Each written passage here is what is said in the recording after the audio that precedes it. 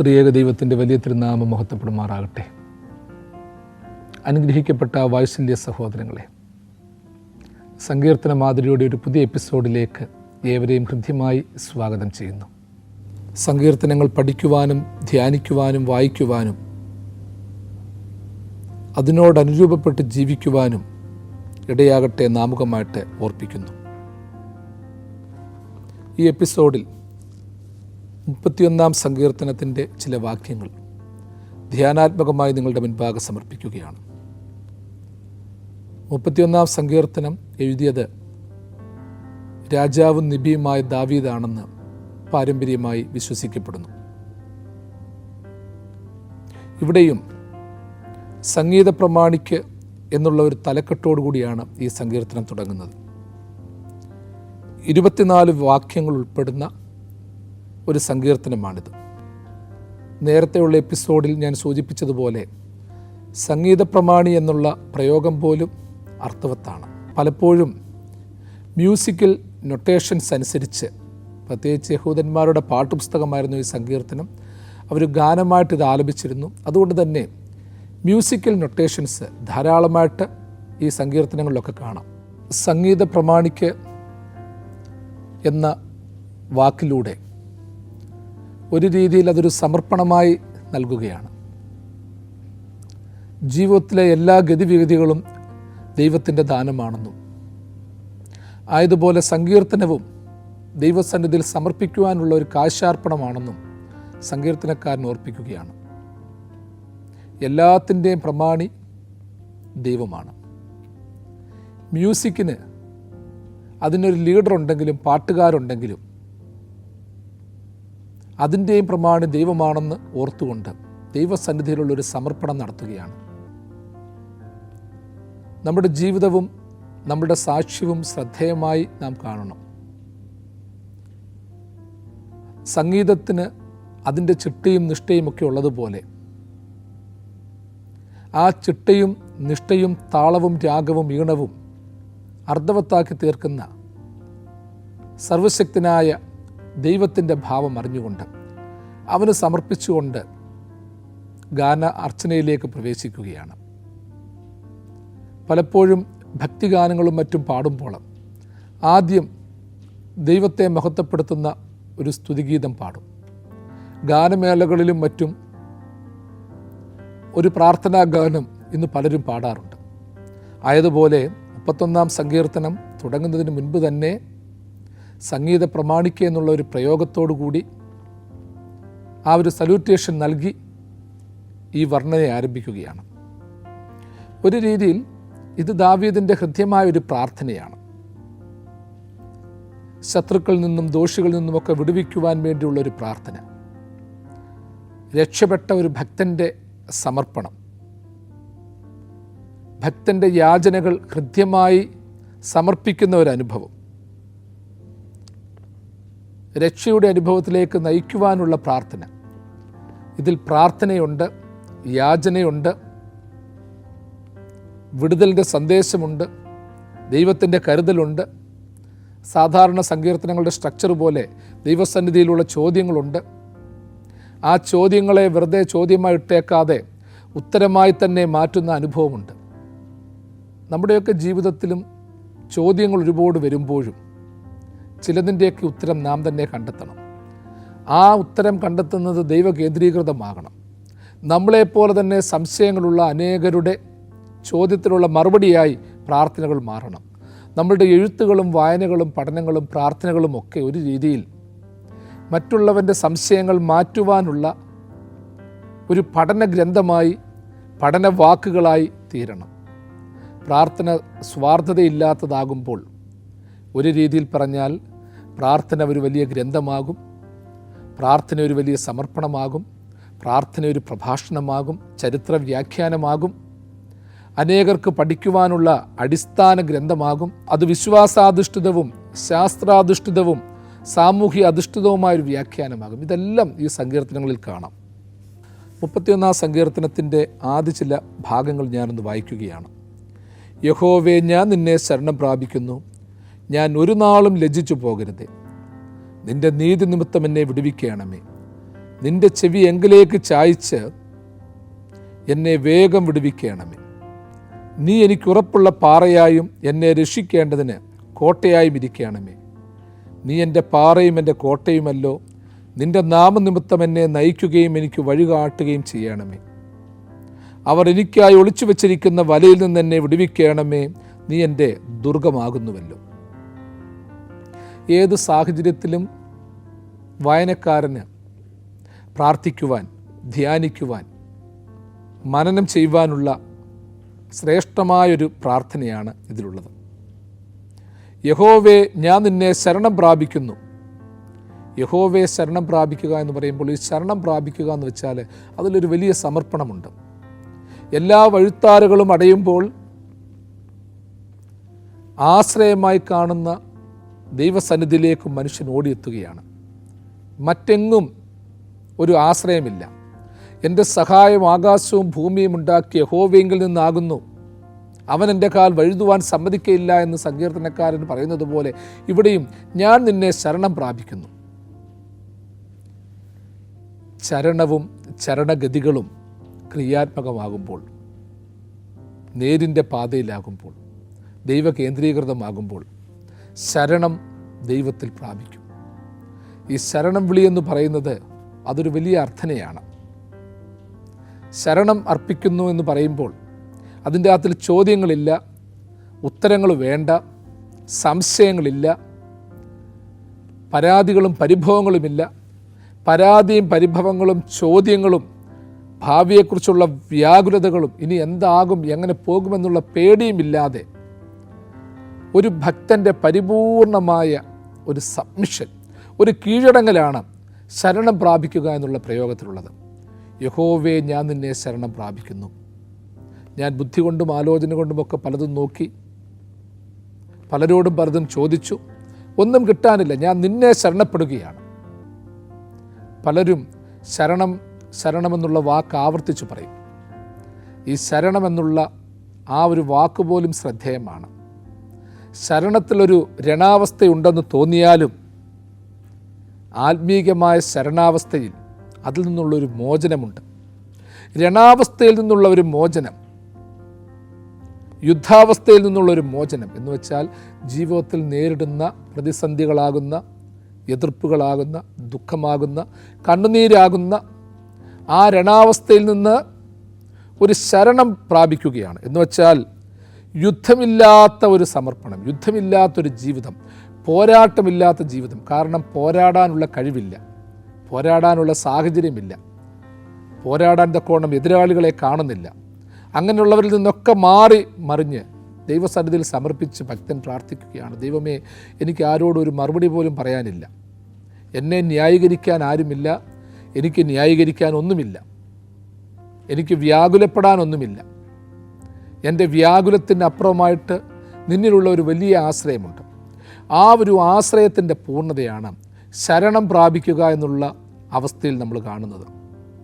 അതുകൊണ്ട് തന്നെയാണ് സുറിയാനി ക്രിസ്ത്യാനികളുടെ മരിച്ചവരെ ഓർക്കുമ്പോൾ പാടുന്ന ഒരു പാട്ടിൽ, ഒരു കുക്ലിയോനിൽ പ്രകാരം പാടുന്നു: ശരണത്താലേ നിൻ കൃപയിൽ മരണമടഞ്ഞോരു ദാസരെ നിൻ ജീവസ്വരമതുണർത്തണമേ കബറിന്നു ധ്യാനത്തിനായി.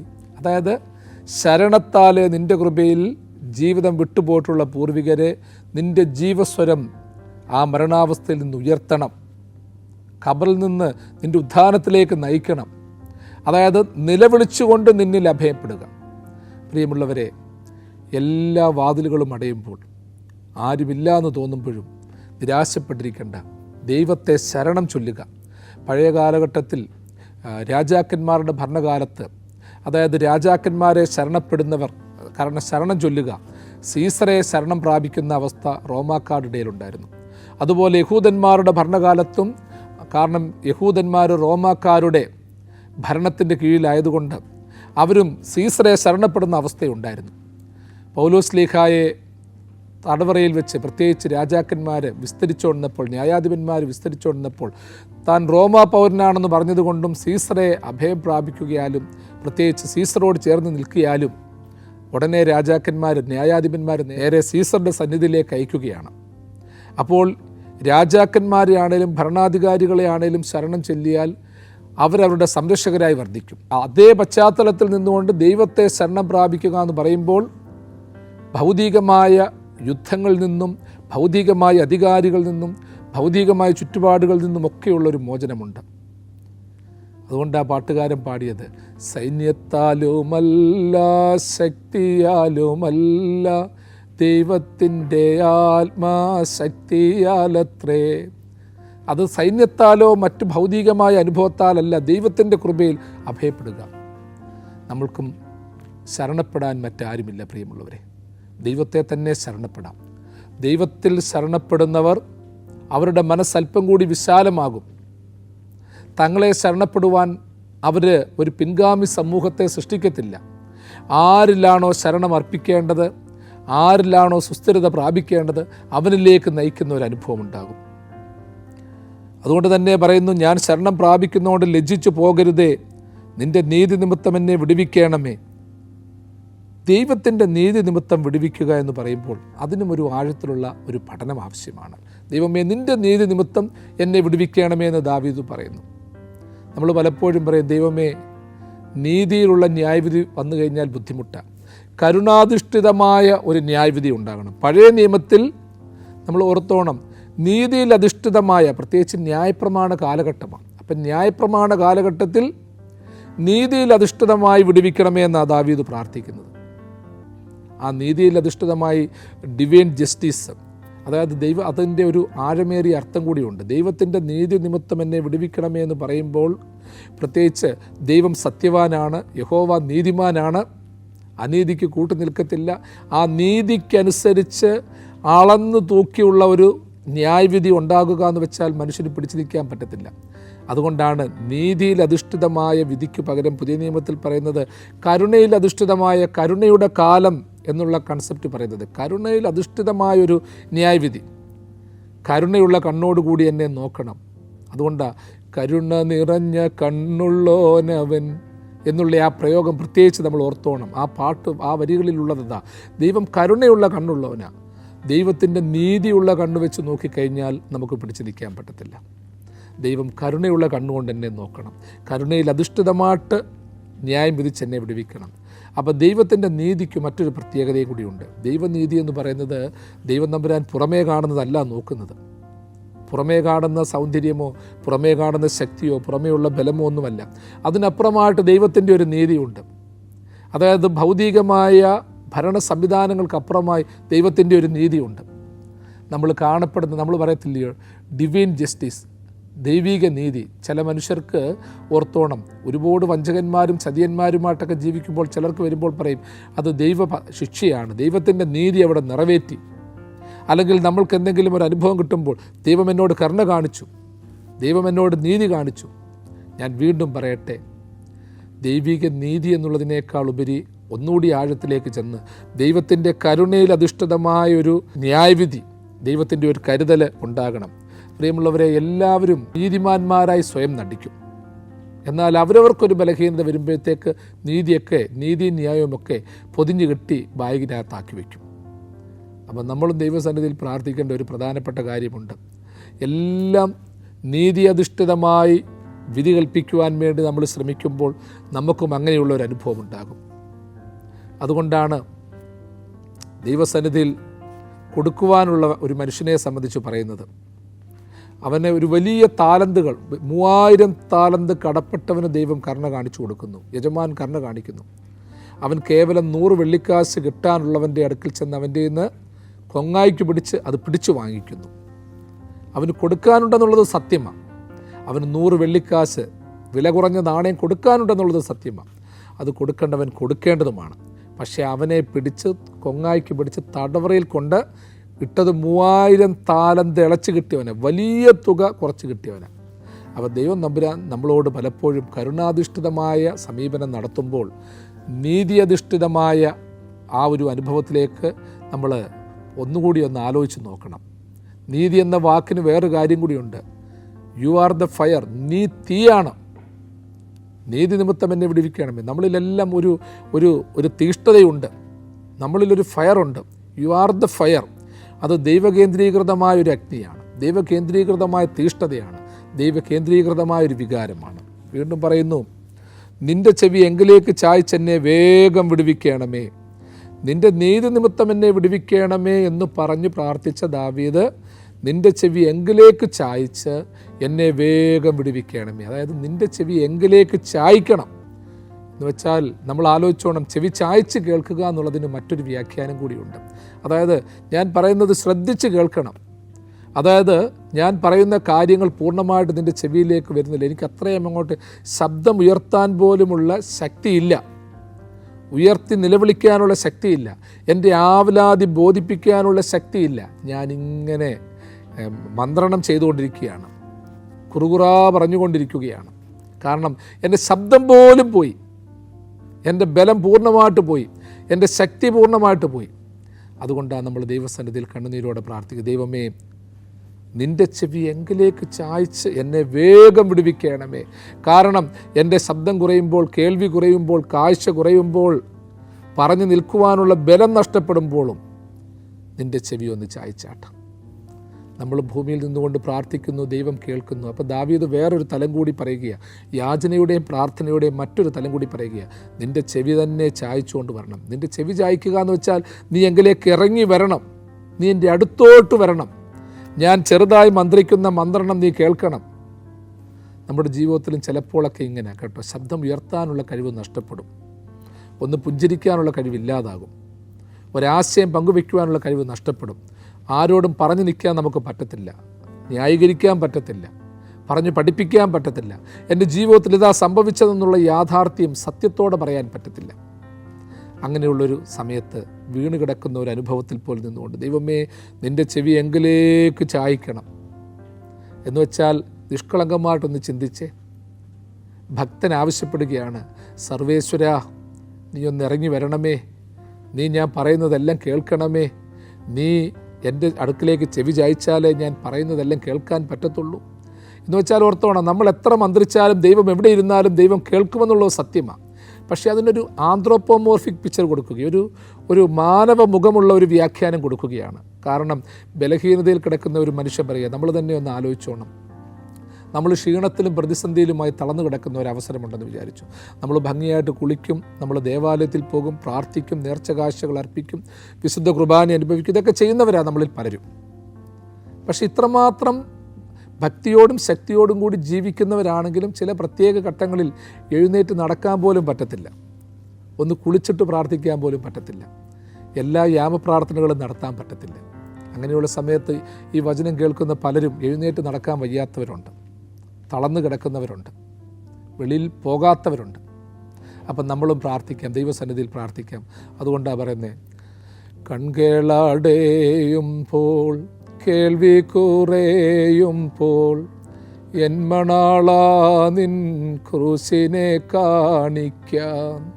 കൺകളടയുമ്പോൾ കേൾവി കുറയുമ്പോൾ എൻ മണാളാ നിൻ ക്രൂശിനെ കാണിക്കാം. എനിക്ക് രാക്കാല കീർത്തനമായി വർദ്ധിക്കുന്ന ഒരു ദൈവമുണ്ട്. രാത്രിയിൽ ഉറക്കം നഷ്ടപ്പെട്ട് കിടക്കുമ്പോൾ എന്നെ ഉറക്കാൻ, പാടി ഉറക്കാൻ കടന്നു വരുന്നൊരു ദൈവ സാന്നിധ്യമുണ്ട്. നീ എന്തെങ്കിലും പറഞ്ഞോ കുഞ്ഞെ, എന്തെങ്കിലും പറഞ്ഞോ, ഞാനും നീയും മാത്രമേ ഉള്ളൂ, നമുക്കെന്തും പറയാം, നീ എന്തും എന്നോട് പറഞ്ഞോ എന്ന് ചോദിച്ചുകൊണ്ട് നമ്മളുടെ മനസ്സ് തുറക്കാൻ കടന്നു വരുന്നൊരു ദൈവമുണ്ട്. വാതിൽക്കൽ നിന്ന് ഞാൻ മുട്ടുന്നു, നീ നിൻ്റെ ഹൃദയം തുറന്നതാ, ഞാൻ നിൻ്റെ ഹൃദയത്തിൽ വസിക്കാമെന്ന് പറഞ്ഞ്, നമുക്കൊരുമിച്ച് അത്താഴം കഴിക്കാമെന്ന് പറഞ്ഞ് വാതിൽ മുട്ടുന്നൊരു ദൈവമുണ്ട്. നമ്മുടെ ക്ഷീണാവസ്ഥയിൽ നീ ഒന്നും വിഷമിക്കണ്ട, നിനക്ക് പറയാൻ അറിയത്തില്ലേലും കുഴപ്പമില്ല, നീ പറയാനുള്ളത് എന്താണെന്ന് വെച്ചാൽ പറഞ്ഞു, ഞാൻ ആരോടും പറയത്തില്ല, നീ എന്നെ വിശ്വസിച്ച് പറഞ്ഞു എന്ന് പറഞ്ഞുകൊണ്ട് കടന്നു വരുന്നൊരു ദൈവമുണ്ട്. നല്ല പ്രായമൊക്കെ ആകുമ്പോൾ നമ്മളെയൊക്കെ ഒത്തിരി സ്നേഹിക്കുന്ന നമ്മളുടെ അപ്പച്ചനും അമ്മച്ചിയും, അവരോട് നമ്മൾ എന്തെങ്കിലും പറഞ്ഞാൽ ചിലപ്പോൾ അവർ കേൾക്കത്തില്ല. കുഞ്ഞ് ഒന്നുകൂടൊന്ന് പറഞ്ഞതെന്ന് പറഞ്ഞുകൊണ്ട് നമ്മുടെ അടുത്തോട്ട് കടന്നു വരുന്ന ഒരു വല്യപ്പനെയും വല്യമ്മയും നമ്മളൊന്ന് ആലോചിച്ച് നോക്കിക്കേ. ചെവി കേൾക്കാത്ത രീതിയിൽ അത്രമാത്രം പോയ പല്ലുകളുമായി, പല്ലില്ലാതെ മോണകൾ കാട്ടി ചിരിച്ചുകൊണ്ട് സന്തോഷിച്ചുകൊണ്ട് എൻ്റെ കുഞ്ഞ് എന്നോട് പറ എന്ന് പറഞ്ഞുകൊണ്ട് കടന്നു വരുന്ന അപ്പച്ചനെയും അമ്മച്ചിയെയും പോലെ നമ്മളെ സമീപിക്കുന്നൊരു ദൈവമുണ്ട്. ചെവി ചായച്ചുകൊണ്ട് കടന്നു വരുന്നൊരു ദൈവമുണ്ട്. നിൻ്റെ ചെവി എങ്കിലേക്ക് ചായ്ക്കണമേ എന്ന് പറയുമ്പോൾ ദൈവത്തിന് ചെവി കേൾക്കില്ല എന്നുള്ളതല്ല, മറിച്ച് അത്രമാത്രം സ്വാതന്ത്ര്യം ഭക്തന് ദൈവത്തോടുണ്ട്. കാരണം ഞാൻ നിലവിളിക്കുന്ന നിലവിളി മറ്റൊരുത്തൻ കേൾക്കാൻ പാടില്ല എന്ന് ആഗ്രഹിക്കുന്ന തലം ചിലപ്പോൾ നമുക്ക് കാണും. അതുകൊണ്ടാണ് ചിലപ്പോൾ നമ്മളൊക്കെ പ്രാർത്ഥിക്കുമ്പോൾ വളരെ രഹസ്യമായിട്ടാണ് പ്രാർത്ഥിക്കുന്നത്. നമുക്ക് പ്രാർത്ഥിക്കാനുള്ളത് മറ്റുള്ളവർ കേൾക്കണമെന്ന് നിർബന്ധമില്ല, മറ്റുള്ളവരറിയണമെന്ന് നിർബന്ധമില്ല. ജീവിത പങ്കാളി പോലും അറിയാത്ത രഹസ്യങ്ങളുണ്ട്, മാതാപിതാക്കൾ അറിയാത്ത വിഷമങ്ങളുണ്ട്, കൂട്ടുകാരും കൂടെ കിടക്കുന്നവരും അറിയാത്ത സങ്കടങ്ങളുണ്ട്.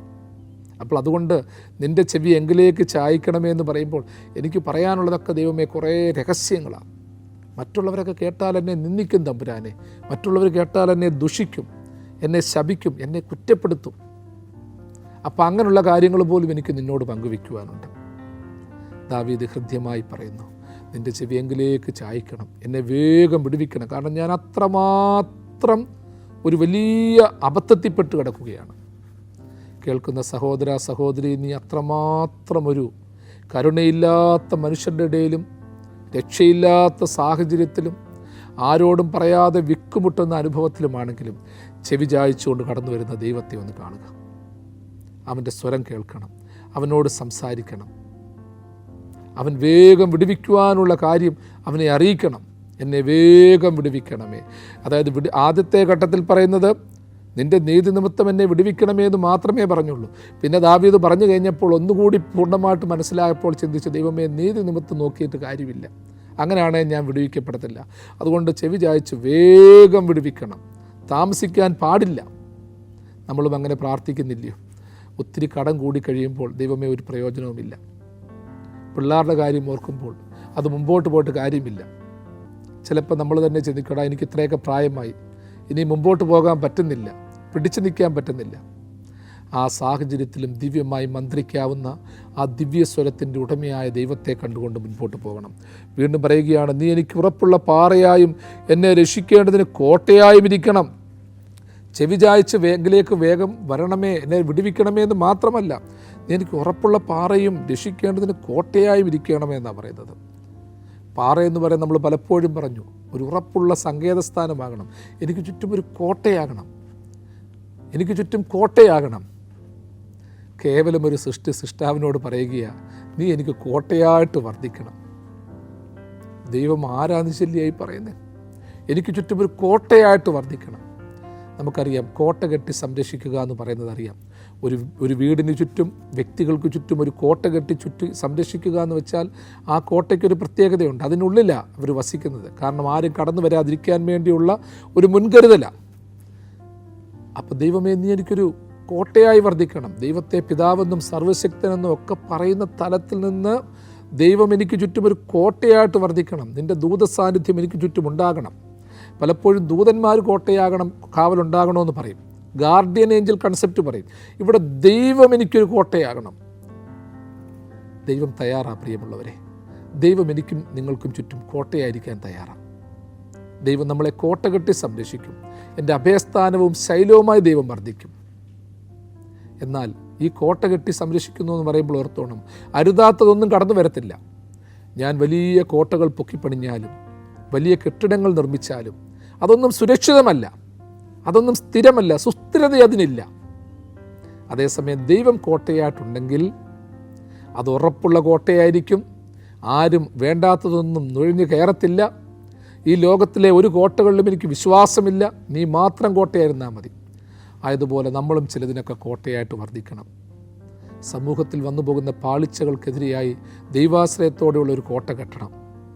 നമ്മൾ ഒത്തൊരുമിച്ച് നിൽക്കണം. പ്രാർത്ഥനയുടെ കോട്ട, ഉപവാസത്തിൻ്റെ കോട്ട, ദിവ്യമായ പ്രാർത്ഥനയുടെ കോട്ട, കണ്ണുനീരിൻ്റെ കോട്ട, നന്മ ചെയ്യുവാനുള്ള കോട്ട. ഇന്ന് കോട്ട മതിലുകൾ പൊളിഞ്ഞു കിടക്കുന്ന ഒരു സമൂഹത്തിലാണ് നിങ്ങൾ ഞാനുമൊക്കെ ജീവിക്കുന്നത്. കോട്ട മതിലുകളില്ലാതായിരിക്കുന്ന സ്ഥലത്താണ് നമ്മളൊക്കെ ജീവിക്കുന്നത്. ആ സാഹചര്യത്തിൽ ദൈവകേന്ദ്രീകൃതമായ അടിസ്ഥാന നന്മയിൽ നിറഞ്ഞു നിൽക്കുന്ന ഒരു ദിവ്യ കോട്ട ഉണ്ടാകണം. എനിക്കും നിങ്ങൾക്കും കോട്ടയിലായിരിക്കാനും അറിയില്ല, കോട്ട കെട്ടാനും അറിയത്തില്ല. അപ്പോൾ കോട്ടയിലായിരിക്കാൻ അറിയാത്ത, കോട്ട കെട്ടാൻ അറിയാത്ത ആധുനിക കാലഘട്ടത്തിൽ ദൈവം കോട്ടയായിരിക്കുമ്പോൾ ദൈവം പറയും, നീ ഇവിടെയായിരുന്നു, എവിടെയായിരിക്കണമെന്ന് ദൈവം പറയും. അതിൻ്റെ ഉറപ്പിനെക്കുറിച്ച് നമ്മൾ സംശയിക്കേണ്ട. ദൈവം കോട്ടയായിരിക്കുക എന്ന് വെച്ച് കഴിഞ്ഞാൽ ആ കോട്ടയുടെ ഉറപ്പിനെക്കുറിച്ച് സംശയിക്കേണ്ട, ബലത്തെക്കുറിച്ച് സംശയിക്കേണ്ട, ആ കോട്ട എന്തുകൊണ്ട് നിർമ്മിച്ചു എന്ന് ചിന്തിക്കേണ്ട, ആ കോട്ടയിൽ ആരൊക്കെ കാണണമെന്ന് ചിന്തിക്കേണ്ട, ശത്രുക്കൾ കടന്നു വരുമോ എന്ന് ചിന്തിക്കേണ്ട. അതിനപ്പുറമായൊരു ബലവും ഒരു തീഷ്ണതയും ദൈവമാകുന്ന കോട്ടയ്ക്കുണ്ട്, ദൈവമാകുന്ന പാറയ്ക്കുണ്ട്. ഞാനും നിങ്ങളും കണ്ട പാറകൾ ഒന്നും സുസ്ഥിരമായിരുന്നില്ല. ഞാനും നിങ്ങളും കണ്ട കോട്ടകൾ സ്ഥിരമായിരുന്നില്ല. ഞാനും നിങ്ങളും കെട്ടിയ കോട്ടകൾ ഉറപ്പുള്ളതായിരുന്നില്ല. ഞാനും നിങ്ങളും പണി കഴിപ്പിച്ച കോട്ടകൾ പലപ്പോഴും ചോരുന്നതും ഇടയ്ക്കൊക്കെ ഇടിഞ്ഞു പോയതുമായിരുന്നു.